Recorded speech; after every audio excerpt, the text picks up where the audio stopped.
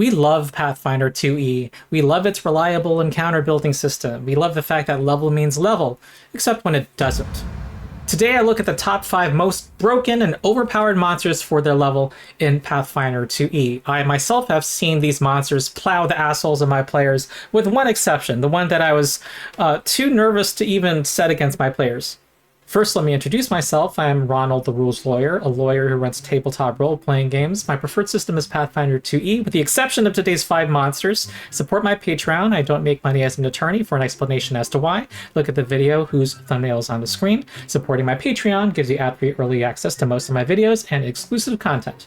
Alright, a caveat for today's video. I do not cover some Adventure Path monsters, which are kind of unique to those campaigns and kind of spoilery. I limit myself to monsters that appear in the core monster books. Number 5 is Dragon. Any dragon in Pathfinder 2e. They are more powerful than their level would suggest. XP to level 3, in fact, chose to highlight a dragon in a simulated TPK in one of his Pathfinder videos. It was actually 4 or 5 levels higher than the party, but even if it were only 2 levels higher than the party, that could have led to a death as well. Basically, the dragon in 2e has no weaknesses. The monster building guidelines explicitly say if you do this, make them strong in this aspect, make them weaker in this other one. And if you're making a brute monster, give them this. And if you're making a spellcasting monster, give them this. And it violates all of these guidelines. Now I'm going to look at the adult red dragon today. It's not IP friendly. They have not republished it. They've published the horned dragon in the remaster Monster Core book. However, the horned dragon is basically a carbon copy of the green dragon. The math of their dragon designs is basically the same. Here are its stats. When we look at its hit points, we see that it has 305 hit points. For a level 14 creature, that is a high number of hit points. And when I say high, it's under the high column. It's much closer to the high column than it is to the moderate column. And it says specifically that brutish creatures usually have high HP, compensating that with lower AC, weaker saves, fewer tactical options, or other limitations. None of those things the dragon has. It has a high armor class for its level. It has the high number, +1. And while the guidelines say you should have 1 high saving throw, 1 moderate, and 1 low, this one has 1 high save and 2 moderate saves. So it has better saving throws than most monsters. Now we see that its offense, its strikes, are those of a fighter type. Its attack bonus and its damage are both under the high column. However, its Jaws attack has a damage that's under the extreme column. Remember, we're looking at numbers for a fighter type creature, though a little better than that. But we also see that it has a breath weapon, a big, massive area attack. Its 15d6 fire damage is in line with area attack damage at level 14. Now, for the DC of this effect, the guidelines say for area damage effects to look at the spellcasting chart. And for a level 14 spellcaster, a primary caster, the high DC, the recommended DC, is 34. Well, they've added 2 to that number and given it a DC of 36. So we have an above average fighter and an above average, well, you can call it spellcaster. It's not a spell per se, but big area damage is usually confined to spellcasters. Oh, and some dragons can cast a lot of spells too.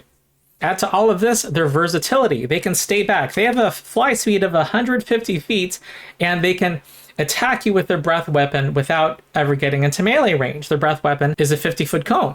And if someone in the party presents a ranged threat, they can fly in and do the Draconic Frenzy, 2 actions to make 3 attacks, 2 with their claws, which can be pretty devastating. And if any one of those strikes is a critical hit, they recharge their breath weapon, which normally needs 1d4 rounds to recharge. They also open with Frightful Presence, forcing a will save by every member of the party in a big area, which effectively lowers party members' level by 1 or more temporarily.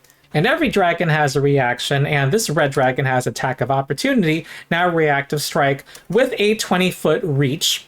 They have tremendous versatility, action compression, and a reaction, good action economy as well. Okay, Megan. Megan is here. Sit in my lap now. Oh, Megan. Now, Paizo, I know the market leader has dragons in their name, but does that mean you have to make your dragons badass-er? Like, we get it. Come on. Now, I guess this in a backdoor way shows that Paizo's encounter building guidelines work, because it shows what happens when you violate them. All right, number 4 is the Cornugon, also known as the Horned Devil. Now, the specific problem is this ability called Infernal Wound. Now, there's a lower level creature called the Bearded Devil, the Barbazoo, that did not make it to the remaster without being revised. Actually, this ability was taken out of the revised version. However, this still lives on in the Cornugon. This ability is crazy! Basically, if you're hit by its tail, you are subjected to 4d6 persistent bleed damage.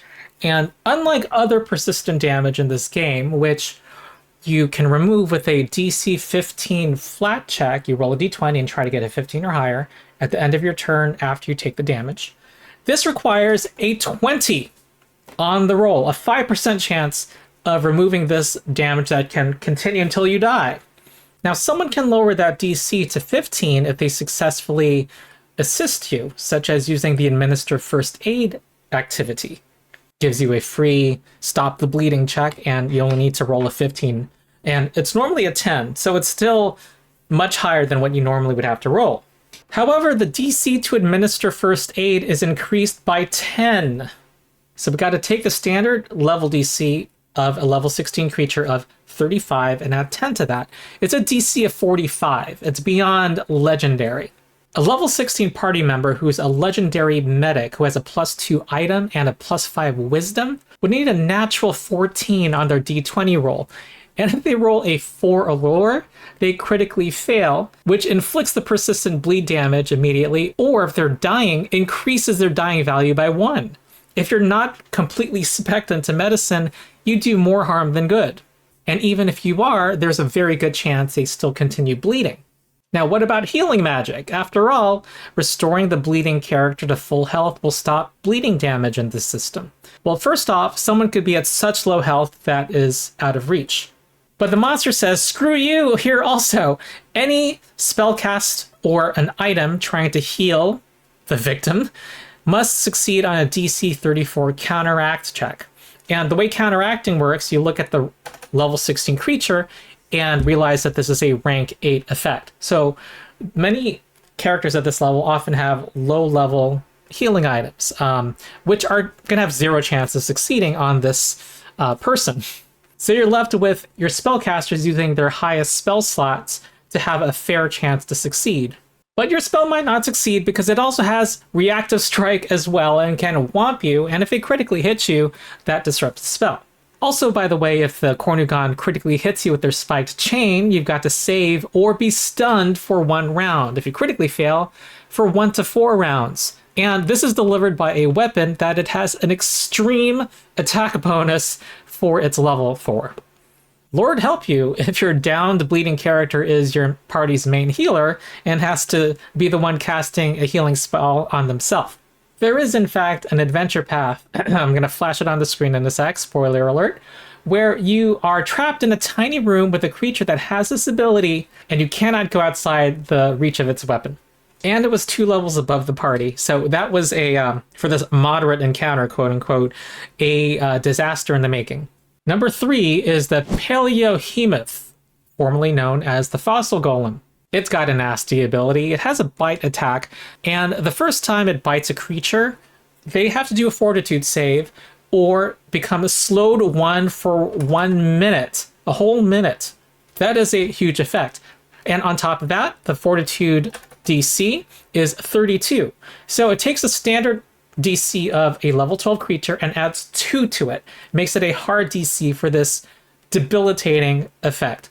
And as if that weren't bad enough, if you are affected again in a future round, you got to make this saving throw. And if you're already slowed, the effect now is to be petrified permanently. This is a nasty, nasty ability, especially if the party is a couple levels lower than the Paleohemoth. Number 3 is the Medusa. Now you can already see where this is going. It's got a similar issue, but worse. It has an aura. Any party member who ends their turn within 30 feet of her must do a fortitude save. And again, the DC is standard for level +2. What's up with these adding 2 to the DCs for these hugely debilitating effects? And if they fail, they're slowed 1 for an entire minute. And okay, you can avert your gaze and add 2 to your fortitude save here, but by that point you're already kind of giving yourself the slowed 1 condition, and it might not work. And she has the ability to spend an action on her turn to focus her gaze to do that to any party member. And if they are already slowed and she hits this, then you are petrified permanently. And I realized this running this monster in a recent campaign of mine, that she has no limit to how many times she can use this per round. Okay, if you succeed on your saving throw against her focus gaze, she cannot use it against you until her next turn. However, nothing stops her from using it against multiple party members in the same round. So what happened in my game was one party member became petrified, and 2 people had to get within range of her to do anything useful, and they both failed their saves. So they were both slowed 1, and she was able to focus gaze on both of them on her turn. And I had to put my foot down because it just seemed way too powerful, this ability. Exacerbating all this is the fact that the Medusa is a level 7 creature. It's a lower level, so characters who encounter her are probably not going to have access to magic that can restore you from petrification. You want a 6th rank sure-footing spell. Alright, the number 1 spot goes to a monster that many of you who are on the subreddit probably have heard about. It's notorious, and it's the one that I've never used against any of my players. And it is the Grim Reaper, or its little, not much less deadly cousin, the Lesser Death. Many of you knew this was coming, and this asshole's bonkers. First thing is that it has Lurking Death. It is a reaction that it can use whenever anyone in your party uses a concentrate, manipulate, or move action. So basically thinking in front of this thing, and it's 100 feet away, will make it teleport into your face and make a strike against you, and a regular success will disrupt your action. So if you're trying to cast a spell, a very important spell, it will teleport there and hit your face, and your spell is wasted. The Lesser Death has the same thing. It's a 60-foot range, but that is still a huge distance. Of course, the strategy apparently is to bait its reaction on something less important before you do something more important. However, it's a high intelligence foe, and you got to make that really tantalizing for them to screw up and for you to lose. And you got to do your follow-up action before its next turn when it gets its reaction back. But that's not all it can do. It can also screw up all of your rolls. Anyone within 20 feet of this thing must roll any check, any d20 roll, twice, and use the lower result. Now, that's crazy. I mean, that's like having disadvantage on your rolls in 5e. That's like having a -4 to everything. It's like being 3 levels lower, effectively. Well, on your positive checks that you have to roll something on, at least. And need I mention that I looked at the monster building guidelines and found that the Grim Reaper has a high armor class for its level, and its saving throws are all in the high and extreme range. And it has a 50-foot speed and a 75-foot fly speed, so it's very mobile. And it can cast the haste spell, and it's going to pre-buff with that because it's smart. So it has 4 actions per turn. It can basically do 3 attacks in your face and then fly away. And by the way, those attacks are done with the scythe, which has traits added to the scythe. They give it a 10-foot reach for some reason when it's a medium creature, and the agile trait. So it can attack you 3 times very accurately. And it's got an attack bonus between high and extreme, by the way, even though it's got these crazy other abilities. So it can make these 3 attacks in your face and then fly 75 feet away, forcing your party members to waste actions getting closer to it. All the time it knows that it can teleport into your backlines anytime anyone in the back does something it doesn't like. Oh, and get this. One of your allies gets knocked out, and you want to cast the 3-action heal spell to bring up your ally. And also because this is undead, you want to do some vitality damage to it. Well, it says, fuck you, and says, I'm not undead. Haha, I'm going to count as not undead for the purpose of your spell. And anything else that does vitality damage, I can choose whether I take it. And I've only gone over the abilities that the Lesser Death also has. Now, the Grim Reaper, on top of all of this, has more. It gets energy drain. Whenever it hits you with its scythe, it heals. And also, you have to do a DC 43 Fortitude save or become doomed 1. But if it accumulates, you die at dying 1. Also, if you're ever critically hit by the Grim Reaper, which is likely, especially because it has an almost extreme attack bonus and an agile scythe, then you must do a DC 47 Fortitude save or die. And 47 takes the standard DC for a level 21 creature, and that's 5 to it. Makes it a very hard DC for its level. And by the way, that number is the same as its spell DC. It's actually an extreme spell DC for this level. And it has 4 castings of Execute, 10th rank Execute, which is the spell that at this rank does 100 void damage to you. You gotta do a basic Fortitude save against this extreme DC, and if you critically fail, it doubles to 200 damage, and it has the death trait. And if you are brought to 0 hit points, because it has the death trait, you die instantly. And on top of all this, they add Final Death. A creature killed by the Grim Reaper can't be brought back to life by any means short of divine intervention. So Paizo said, fuck it, you don't like it? Ask God to get your bitch ass up. And they reprinted this unchanged in Monster Core. Paizo, you're so metal. So that's my 5 monsters. Definitely use these monsters with extreme caution if you use them unmodified in your campaigns. And with extremer caution if they are higher level, definitely 2 levels or more higher than the party. Note also that a number of those abilities, the ones that turn you to stone, have the incapacitation trait. So be wary of that also. They're much less threatening if lower level than the party. So did you enjoy the video? Leave a comment. Also, if there are any monsters I did not include that you think should be included in this list, leave them below. And also, if you have any other ideas for top 5 listings, definitely make requests in the comments. I read all of them. So that's it. I hope you enjoyed the video. Please like and subscribe. Also support my Patreon to get ad-free early access to most videos and exclusive content. And join my Discord. There are 6,000 of us. I hang out there a lot. We talk Pathfinder 2e and other gaming. And if you want to play Pathfinder 2e, we have a drop-in, drop-out organized play system called Endless Tale Tavern. So that's it. I've been Ronald the Rules Lawyer. I'll see you next time.